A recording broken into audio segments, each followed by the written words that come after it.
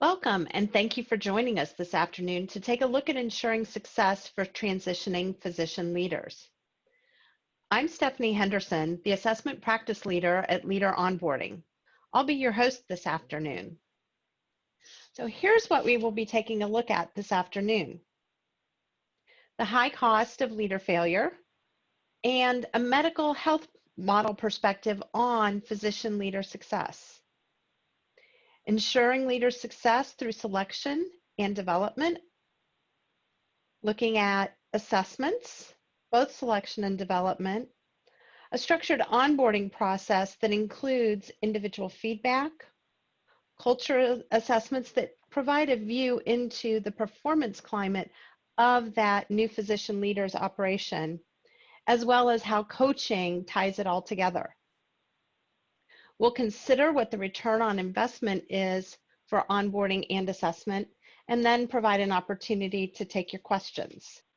Leading us today are Kathy Oswald, who is the Chief Executive Officer at the Center for Physician Leadership Excellence. Kathy has more than 35 years HR industry experience at Henry Ford Health System, Chrysler Daimler, and Ford Motor Company. Also 7 years of consulting experience with leading organizations, for example, Ascension Health, Spectrum Health, Amerisure, and General Motors. Dr. Linda Reese is the managing partner for Leader Onboarding.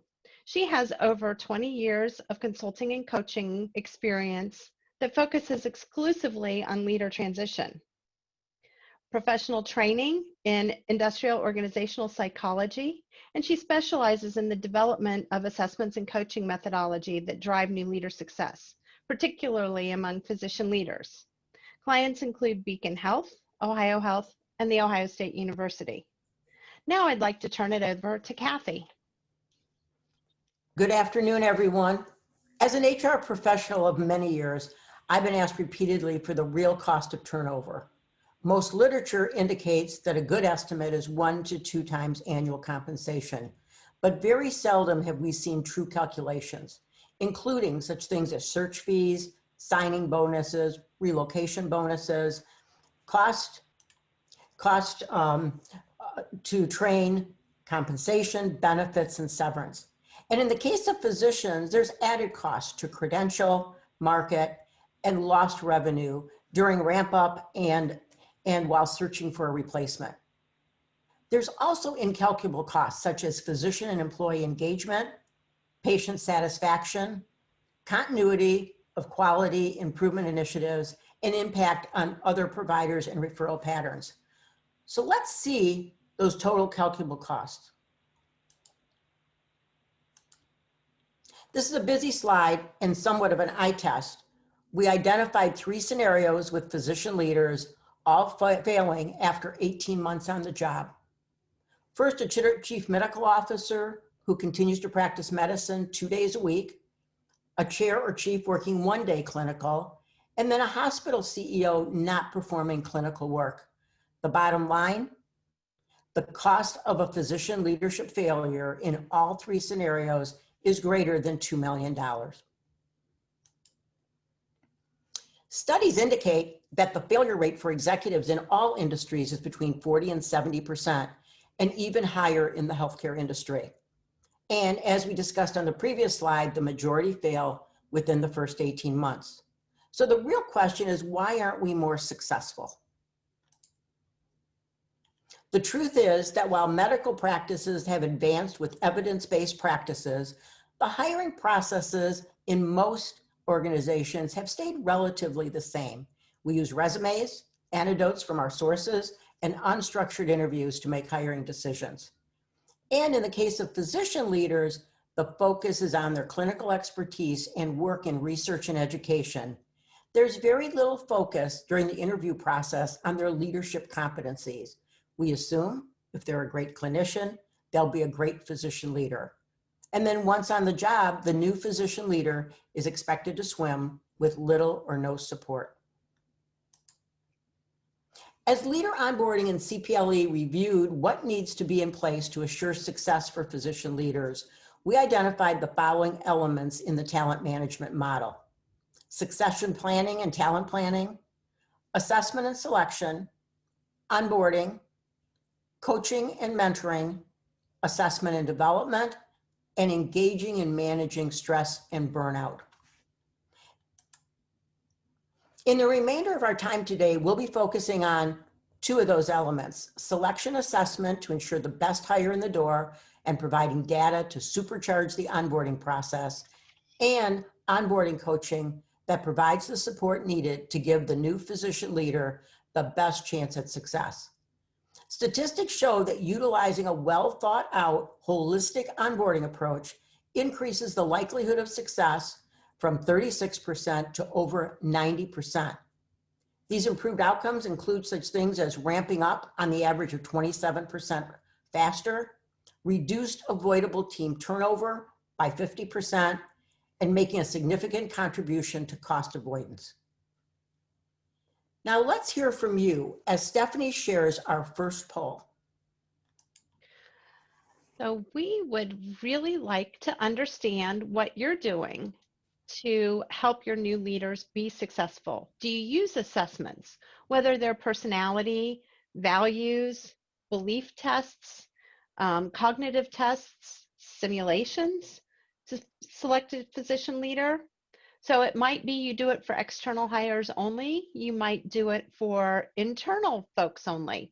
You might do it for both, or you might not do it at all. So the polling numbers are coming in. We've got folks who do it for both. We have folks whose organizations are doing it for just internal or external.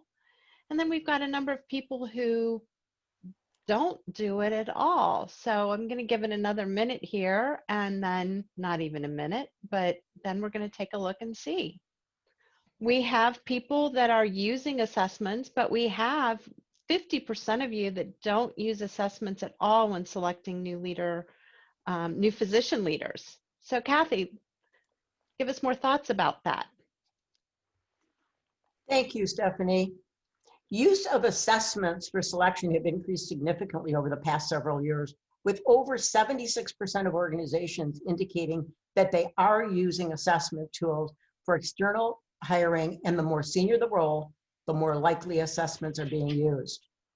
Now, what we just heard from all of you is that over 50% of us on this call today are not using assessment tools. Studies also indicate an increased use of job simulations at 54% usage, and cultural fit at 51% is viewed as more important than ever. Before we discuss specific tools, a quick reminder of the importance of validity in the tools utilized. Validation involves going through a structured process that examines the effectiveness of assessment tools. The process helps ensure the tools will provide benefit. Validation also supplies the documentation of job relatedness that you need if the tools are challenged in a legal or regulatory circumstance. The strongest evidence of validity involves verifying the statistical relationships between scores on the tools and performance on the job. Perfect relationships are never found, but the higher the correlation, the better predictor of performance. And a combination of tools makes the validity stronger. So why use assessments again for selection? First, they're data-driven and they're non-biased. More importantly, they enhance the prediction of who will be successful. Additionally, the extensive history that comes from validation studies allows us to identify which tools will be most useful in predicting success.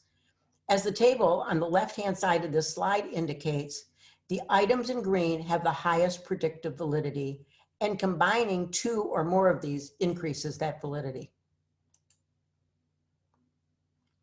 The components of a typical selection assessment include one or a combination of the following: objective tests and inventories, which provide glimpses into the individual's personality, values, and beliefs, and measures general mental ability, critical thinking skills. The Hogan HDS is particularly useful in identifying derailers to success. Career accomplishments examines managerial style preferences and accomplishments. Past behavior is a strong predictor of future behavior. And The behavioral assessment tools gives the candidate the opportunity to experience some of the potential leadership challenges and provides observations of how a candidate would handle real-time challenges of the physician leader role. Behavioral assessments are among the most powerful predictors of success on managerial and leadership jobs, but they are also used less frequently than other types of procedures. Let's take a minute to look at why an organization should consider using them. There are many benefits to utilizing behavioral assessments, including, as I mentioned earlier, providing significant data regarding an individual's strengths and development needs, immediate objective feedback. They're a great learning experience.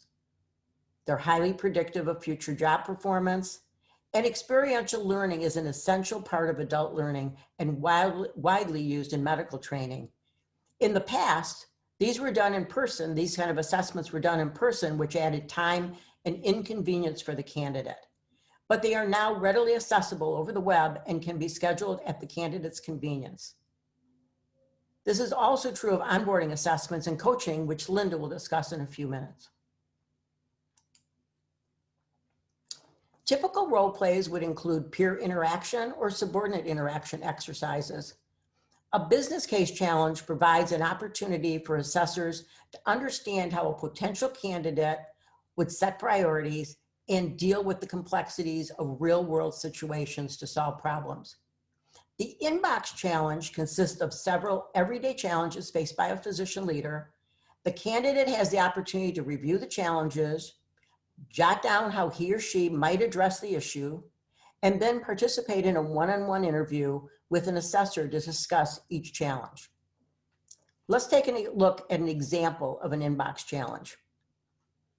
Now, this again is a little bit of an eye test, but let me tell you a little bit about the assessment. In the inbox challenges that we're showing you, the participant has received an email from one of her physicians indicating that he has been moonlighting in his father's clinic that serves the Arab American community, which he knows is against the system's policy. They are being investigated for practices around documentation and referring patients to his uncle's pharmacy, who may have been engaged in questionable practices. It goes on to say that the work in the clinic has brought a significant number of referrals to the hospital, which is an enhanced revenue and the hospital's reputation in the community. The participant is asked how he or she would handle the situation. For this particular example, the key competency elements being measured are community outreach, integrity, and providing clear direction. Now, I'd like to turn the presentation over to my colleague, Dr. Linda Reese. Thank you, Kathy, and good afternoon, everyone. I want to get a quick clarification about onboarding because many folks use the word onboarding to describe orientation sessions.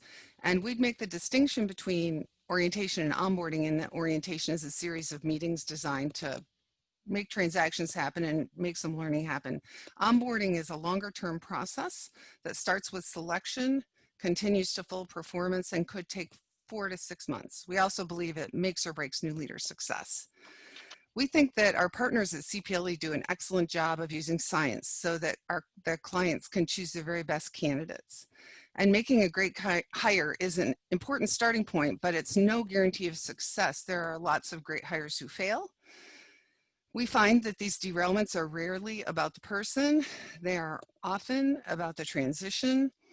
And the idea of hiring someone and placing them in a job without support is a little bit like saying, I'm going to do a heart transplant. Let me get that old heart out of there. I'll put the new heart in, and the patient's going to be fine. And unfortunately, there are all kinds of derailments, and no two of them look alike. When great hires don't work out, they can crash and burn, or they can quietly fade away, and everything in between. So what we'd like to do is hear a little bit more about your onboarding practices, and my colleague Stephanie Henderson will guide us through a quick poll. Thanks, Linda. Let me pull the poll up and get started. What we want to learn is your onboarding best practices. So as we are considering that, what are your best practices? Do they include, or are they limited to, a brief orientation? Do you have a structured onboarding process that may last up to 6 months? Do you include extra coaching for that new leader that might be provided by an internal coach, or do you hire someone from the outside? Or do you not participate in any of these type of onboarding practices? So we are moving on this poll. The majority of folks, actually now we have two, the majority do a brief orientation. We have more that have some structured onboarding practices. We also have folks that are doing some internal coaching and a more limited number with external coaching. We've got 55% that say, hey, we participate in orientation. 55% also provide internal coaching. Now we've got some folks that has a structured onboarding process that's a little longer term, as well as people participating in an external coaching. So Linda, tell us more. Well, before we talk about what we do about it, I think it's important to talk about what we need to do something about. And I think you'll all agree that you've made great hires and then see them enter really complex roles. So really putting a great hire in place is just the beginning of them running the gauntlet. They're going to get mixed messages throughout their transition, and their success is going to depend on recognizing and reconciling the paradoxes. You can see on the screen that there are several. They're going to be asked to move fast, but go slowly enough to do needed learning and seem respectful. They're going to be asked to change things, but create no pain, respect the culture, respect existing processes and their new colleagues. And really the bottom line is this, that transitions for physician leaders are far more complex and riskier than most people understand. And in our opinion, tougher than almost all other transitions that we see and support. We make those transitions and leaders more successful through onboarding coaching and tools with a retention rate of over 90% at 18 months in role. And when it's combined with a selection assessment process, the predictive validity only goes up. We're going to talk a little bit about risk management because that's our jam. We think that onboarding risk has many flavors, but they're often physician-centric and equally often organization-centric. One example of an overlooked and powerfully predictive risk factor is the personal transition and how well it goes. And in case you don't remember that, think about someone you know that you've worked with who had to move and relocate an alienated high school student into a brand new high school as a junior or a senior. Those family circumstances and other things can cause shaky situations to become shakier.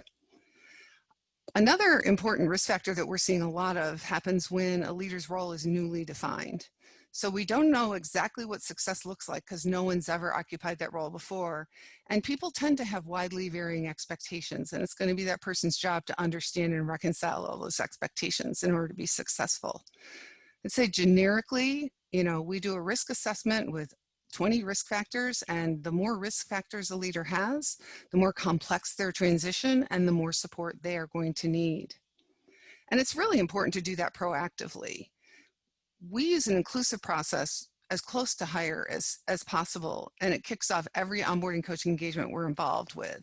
We meet with the hiring manager or managers and HR partner, do a frank risk assessment, and then build an onboarding plan that is suited to that leader.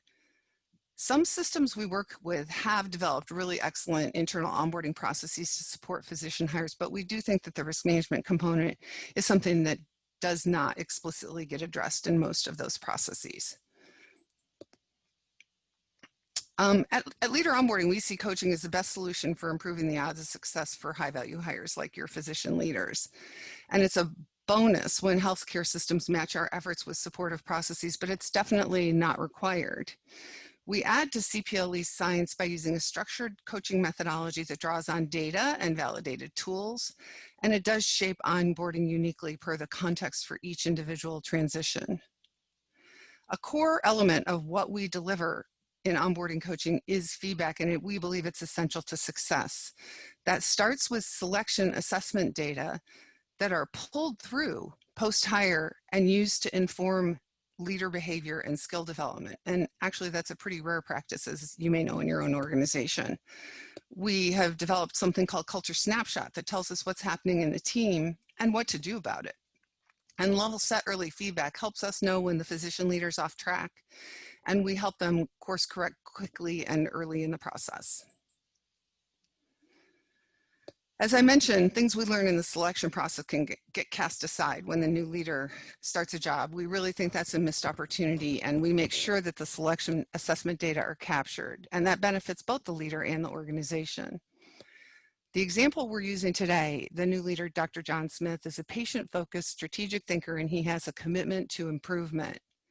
However, he is not inclusive in identifying or solving problems, sort of goes it alone, or communicating about them, which can lead to poor decisions on his part and conflict within his team and with his colleagues. And importantly, Dr. Smith has been hired to be a change agent. As a result, even though he is the best candidate for the role, there are things about him, his role, and his new context that will create significant headwinds throughout his onboarding.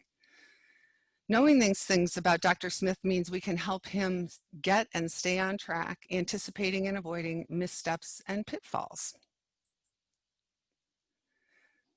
We're big fans of Dr. Eggershine, who is probably the foremost expert on organizational culture.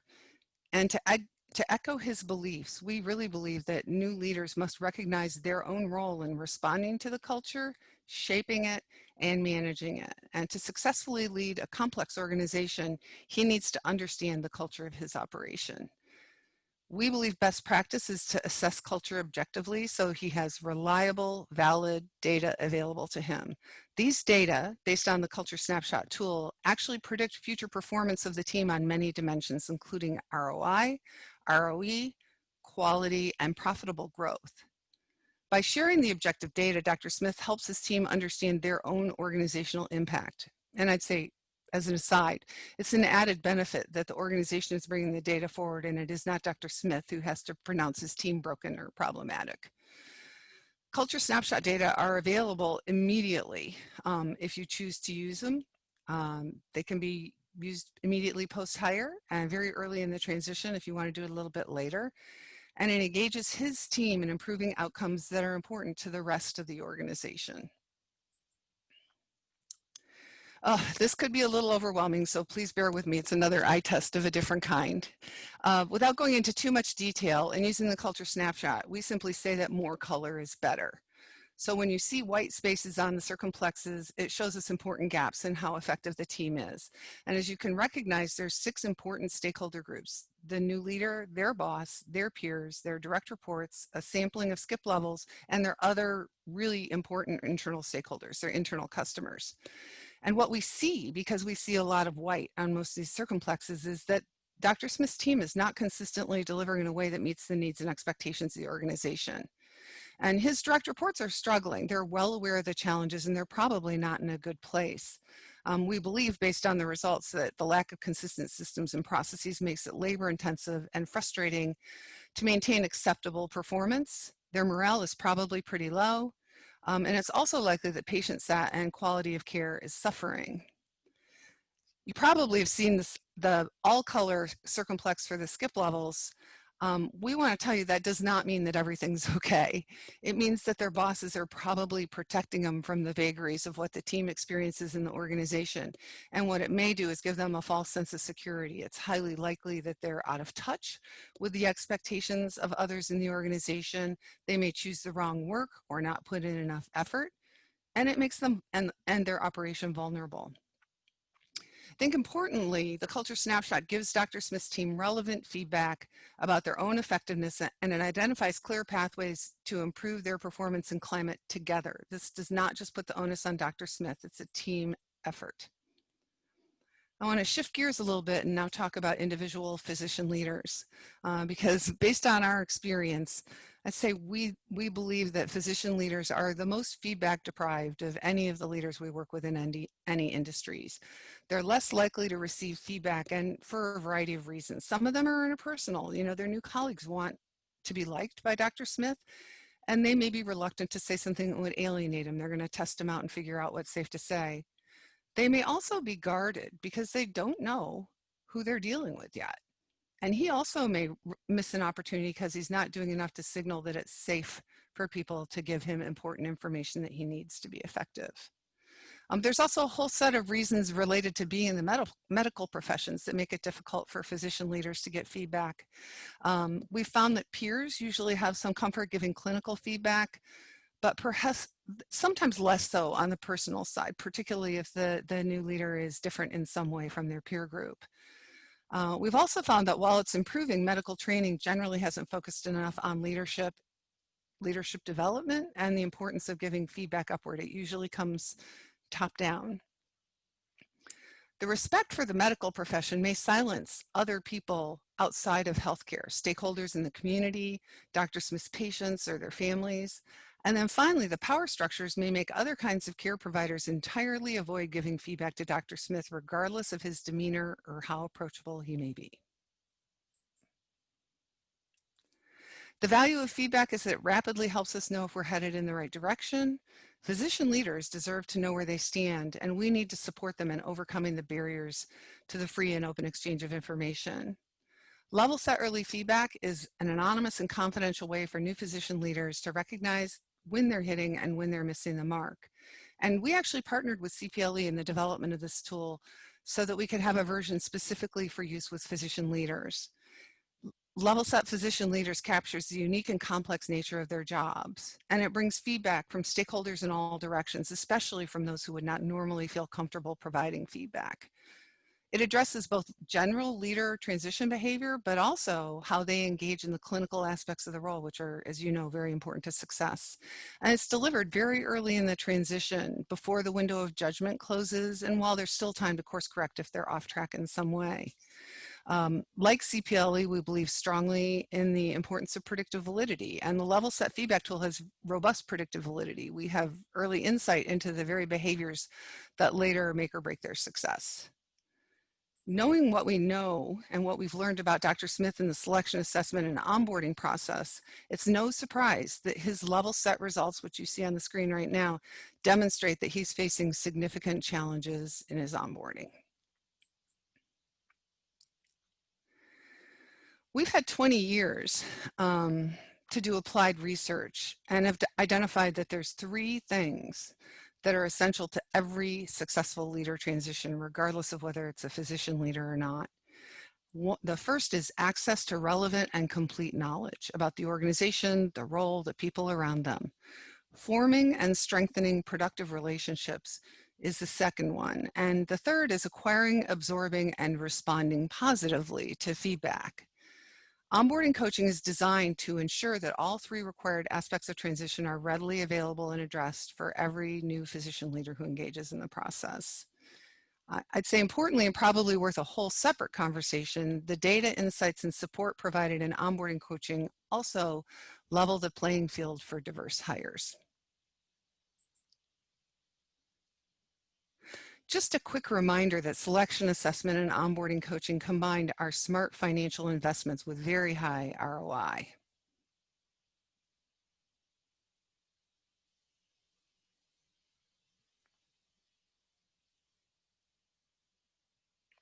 In addition to powerful ROI, you're going to get faster ramp-up time, more productive teams, lower turnover, and better outcomes for all. So the question really becomes, why wouldn't you do this for new physician leaders? I'd like to invite my colleague Stephanie Henderson to join us again to facilitate our Q&A session. And if you haven't yet shared a question using the Q&A button at the bottom of your screen, we'd encourage you to do so right now. Thank you, Linda. So we have a question, and I am not going to try the last name because I will not pronounce it properly. So Justin, thanks for asking. And I think this is both a question for Kathy at CPLE and for Linda. You know, maybe I'll ask Kathy to take it on first, and then Linda. And it is, have you ever been able to successfully link specific leadership competencies to objective quality measures? Part 1. Or do you define performance in the context, or how do you define performance in the context of a physician leader? So competencies related to objective quality measures, and then how do you define performance in the context of a physician leader? Well, first of all, I'll take the competency question that Justin's asked. And I do believe there are specific areas, and we have competency elements in our assessment tools that really focus on quality. And we want to look for those specific areas. But we put together a holistic approach to our assessments, but we can definitely get in and pinpoint specific ones that will impact quality. The other linkage has always been around engagement and patient engagement and the quality. So I think there's a number of ways to get to that, Justin. Thanks, Kathy. I'll add on a little bit about metrics. And, you know, when we work with new leaders, one of the things we do is we work to establish early wins. And contrary to some of the other popular onboarding books, we don't focus on, you know, quick hits and swiping at low-hanging fruit. What we say is there's some big things these leaders need to deliver. We know what they are. We know what the metrics are associated with them. Let's break them down into the time period that the leader is transitioning into the role and phase them in. And there can be metrics associated with the activities for the, you know, the early wins in month 1, month 2, and usually month 3. And then it's time to evaluate their progress. And certainly with a coach, they can evaluate their progress on a monthly basis. Thank you, Linda.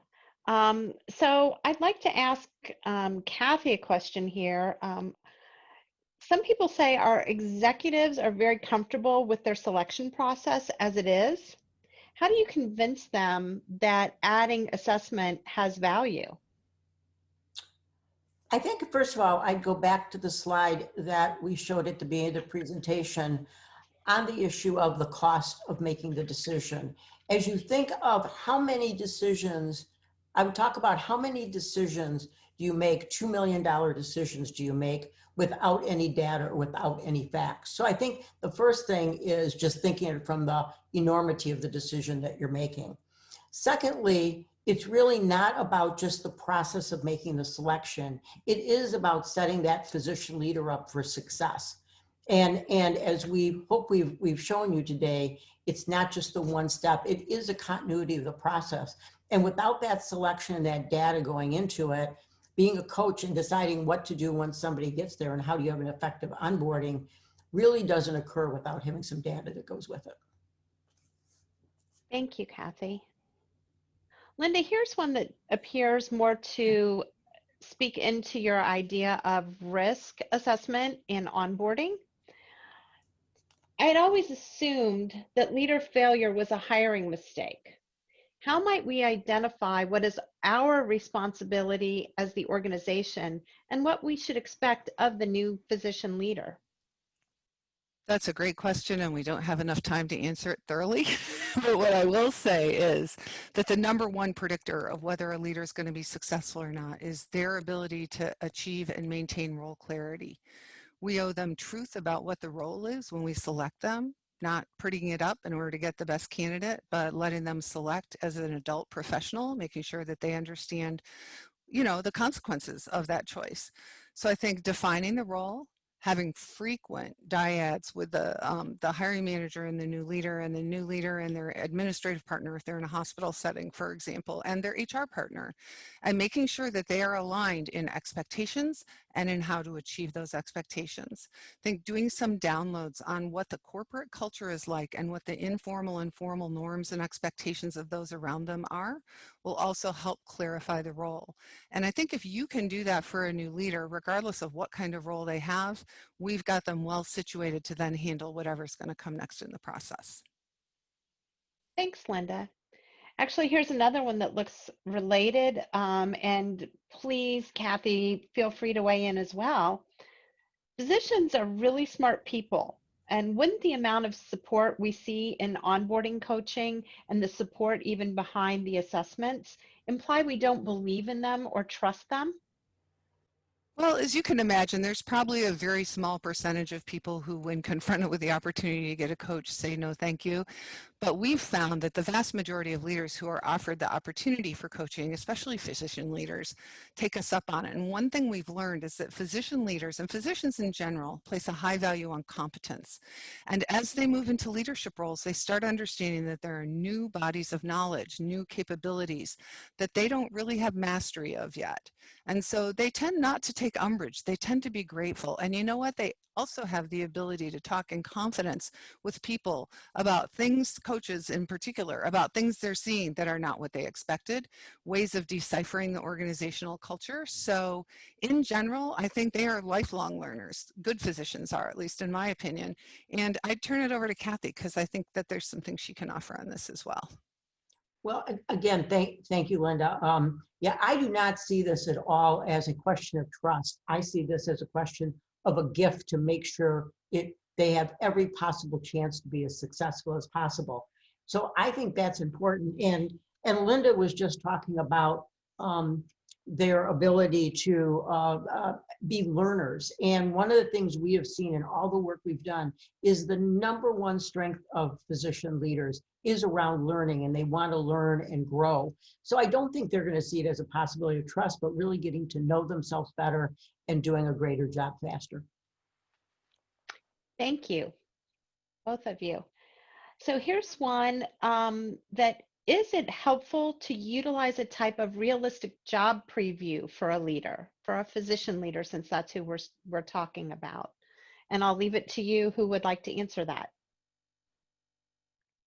Let's have Kathy Kath? start and I'll piggyback on hers. Great, thanks. And in some ways, if you think about it, the behavioral assessments that we talked about today and some of the role plays assessment really is a way of having a realistic job preview. Normally, what I think of when I think of realistic job previews is actually being on the job for a week, a month, or whatever it is. That's great, and it would be great to be able to do that, but that's not always practical, especially depending on how contracts work and things go like that. So I would suggest to you that doing some of the things we talked about today, where you can put them into simulations, get them to see things, really is very helpful and gives you a little bit of what that job preview is like. Thanks, Kathy. And let me piggyback on this a little bit because as an industrial psychologist, of course, I love this kind of research. And we talk about this in our training. And what we find is that if you are utterly frank about the requirements of the job, and you can even use Culture Snapshot in the selection process, which we think is best practice of all, you can help the new leader understand exactly what they're getting into, and they can size up the very complex challenges. I mean, there's other things we haven't even talked about, like the fact that there's always someone who's unhappy that the new leader's been hired, and we need to figure that out and address it. And, you know, like we've had leaders move into roles where they didn't know that the incumbent had been moved out of the role and was still remaining on their team. There are some people who can't handle that. There are other leaders who can. And if we give them the right information to be able to have an accurate understanding of their organization, not only are we going to eliminate the people who self-select out because they just aren't made for that kind of challenge, we're also going to be giving them clues to think about anticipatory socialization. What's their job going to be like as they enter it? What do they need to think about ahead of time? What questions can they be asking before their start date? And what data should they be gathering to have a better understanding? So realistic job preview doesn't have to equal scary, but especially if you're hiring someone to turn around an operation, we think it's really important that that be frankly discussed in all its glory. Thank you. So one last question, and I think this is for Kathy specifically. Where in the selection process is the best place to use assessment if you are going to use it? We recommend that you use it when you're getting to your final 2 or 3 candidates. Again, assessments, like anything, add cost, not substantial cost, as Linda pointed out in her one slide. If you look at and the return of the investment, thinking about the big decision you're making at $2 million, there's certainly some cost, but we want to make sure that it's used most effectively as possible. We would suggest, like I said, the last 2 or 3 candidates. And again, you can then use that assessment data and the information to kick off the actual new leader and have a very successful kickoff and a very successful start. Thank you, Kathy. Well, thank you all for joining us today. we would like to invite you to reach out directly to us at CPLE or Leader Onboarding at the below contact information.